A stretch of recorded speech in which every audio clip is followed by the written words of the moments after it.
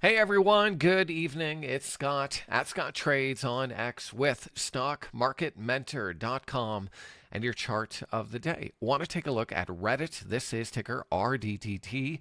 Now, I know we have the Fed meeting coming up tomorrow, but I'm interested to see if we get a positive reaction to a Fed rate cut from Reddit because the stock has just kind of been hanging out near a near-term level of consolidation. We see this chop and consolidation from September before the breakdown, and now we're just kind of hanging out near that high. So I'm watching for a move here on Reddit just above 238.20. I want to see a move through and a close above 238.20 coming on volume here on Reddit. And if you take that trade, you could use the 8-day exponential period moving average as your initial stop loss. So keep an eye on Reddit. It's one of the stocks that I'll be watching following the Fed meeting tomorrow, and we'll have all that covered over at StockMarketMentor.com.